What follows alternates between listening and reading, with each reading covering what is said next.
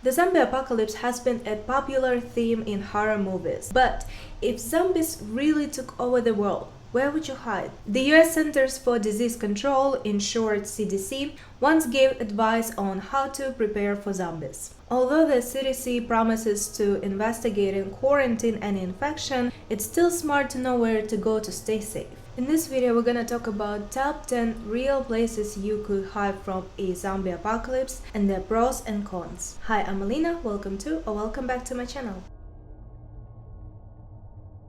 One of the safest places to hide during a zombie apocalypse is underground, and Wilshire's underground city is a great example. Built in the 1950s, this 35-acre bunker could support 4,000 people for up to 3 months without any help from the outside. It had offices, laundries, a hospital, cafeterias, kitchens, the second largest phone exchange in Britain, and a TV studio, but none of these were ever used. In 2004, the city was shut down and all the water and fuel were removed from its storage tanks. If you can get enough supplies like water, food, and fuel for electricity, staying in an underground city during a zombie apocalypse would be one of the smartest and safest options. But even if you're underground, it's hard to keep a large area safe. Having up to 4,000 people around makes things more complicated and risky. The more people there are, the more problems you might face. Another good way to avoid zombies is to find a high place where you can see all around you, ideally with a rifle. Lawson Tower in Scituate, Massachusetts is a great spot for this. It's a 153-foot stone water tower built in 1902 by businessman Thomas Lawson. Originally, it was just a plain water tower, but when Lawson's wife complained it ruined their backyard view, he hired an architect to make it look like a medieval stone tower. The tower stored water for nearby towns until 1988. Being high up gives you a big tactical advantage. Lawson Tower has a crown's nest and an observation deck, which are great for keeping watch. Although the water tank is empty, you could store water there if you manage to bring some up. The main problem with staying in a tower is that you don't have easy access to food and water. Going out to get supplies could be dangerous. Plus, if a large group of zombies surround the tower, you'd be in serious trouble. Alcatraz Island has had many uses since Julian Workman, the first recorded owner, built a lighthouse there in 1846. It was a base for the San Francisco Arsenal during the Civil War. Then it became famous for holding military and federal prisoners. Because it has lots of space, high walls, and is surrounded by water, it would be a good place to stay safe during a zombie apocalypse. Another helpful feature is the 1846 lighthouse, which still stands and offers a great view of the whole island and any zombies approaching by water. With that being said, Alcatraz is very secure, surrounded by water, and has a famously strong fortress. It has many defenses against zombies. Being only a mile and a half from San Francisco, it's a handy spot for survivors to gather. However, its closeness to the city can be a problem if the island gets overrun. While it's hard for zombies to get in, it's also hard to escape from. If zombies did manage to get on the island, you'd be stuck there with them, which would be a terrifying situation. Underneath an old farmhouse in Scotland, there's a tunnel that goes down 100 feet to a large bunker. This bunker, which is 24,000 square feet big, was made to protect important government leaders during a nuclear attack. Now it has been turned into a Cold War museum. The bunker still has a lot of its original equipment. For example, the air filtering system, which amazingly can refresh 1,500 cubic meters of air every minute. Plus, the museum still has old military vehicles, which can also be useful. While underground hideouts have many advantages, nuclear bunkers were built to keep people inside, not to keep invaders out. If the infection somehow gets into the bunker, the people inside could end up trapped with a growing number of zombies.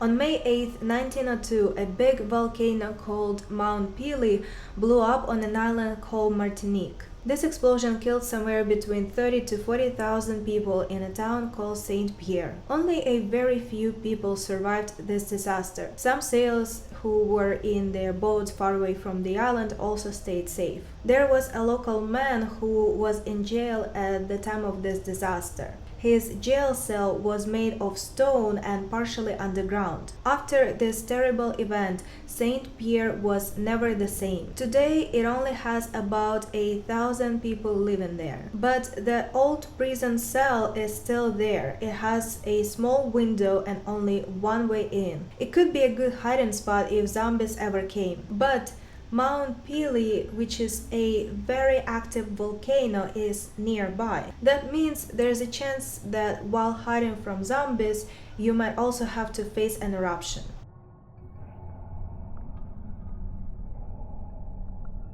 Out in the Thames estuary, there are old towers left from World War II. They were built to shoot down enemy planes.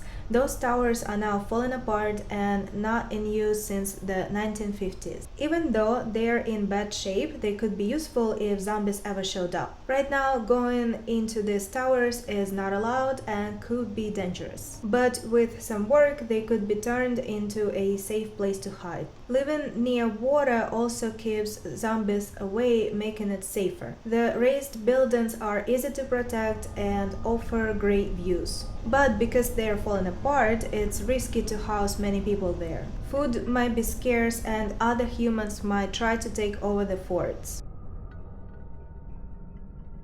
Near Moab in Utah, there is a big house carved into sandstone by Highway 191. It's not like any regular house. It's huge, around 5,000 square feet with 14 rooms and a cozy fireplace. It's called a hole in a rug, but it's more like a fancy mansion. Imagine if you're trying to stay safe during a zombie apocalypse but still want to live comfortably. This place would be just right for you. This home is smaller than most government bunkers, which makes it easier to protect and perfect for a small group of survivors. But it's close to a highway, which isn't great. Also, there might not be enough food and water nearby, which could be a problem later on. The Swans have lived in the Caucasus Mountains for a really long time, even back to the Bronze Age. Their ancestors fought off many armies to protect their land. Nowadays, in Georgia, you can still see their homes. They are built like forts with tall lookout towers. Each home is surrounded by walls for protection. It's a smart way to keep an eye out for danger and stay safe. These buildings are great at keeping a place safe from attackers from the Roman legion to the Mongol armies. They can even handle attacks from flesh-eating undead creatures. While it's amazing that these towers have lasted for thousands of years, they've been worn down by the weather. Also, being in a rough valley helps hide the villages, but it also means there is less time to react if enemies show up. The Kur Tribe of Papua made headlines on a show called 60 Minutes because people thought they were the last cannibals. However, there are also really talented architects. They build their homes high up in the trees, some as tall as 114 feet off the ground. This makes them great places to hide in case if something really bad happens, like an apocalypse. Their homes are super hard to reach because you can only climb up using a single notched pole, which would be really tricky for a zombie to climb. With that being said, the Kur Tribe is really good at staying hidden. They were totally cut off from other people until the 1970s when Dutch missionaries found them. Also, they live in a place where fresh fruits and vegetables are available all year because of the warm weather. But there are lots of dangerous snakes and spiders around the area. Plus, there's a small chance of something ironic happening. While hiding from zombies, you might get eaten by cannibals. From 1969 to 1988, the US Federal Reserve kept lots of cash in a special place. This place had really strong walls made of 12-inch thick concrete supported by steel, and it was buried almost 4 feet underground. Today, this bunker is below the National Audio-Visual Conservation Center. It stores a ton of archives like nitrate films that can easily catch fire. The stash was kept safe just in case something bad happened on the East Coast, like a nuclear attack. Back in 1997, the David and Lucille Packard Foundation bought it with Congress's permission. Before that, it was used as a shelter for the government in case of emergencies. Like if 540 people needed a place to stay and food for 30 days, whether it was because of a disaster or even zombies. Thank you for watching, like and subscribe, and I'll see you in the next one. Bye!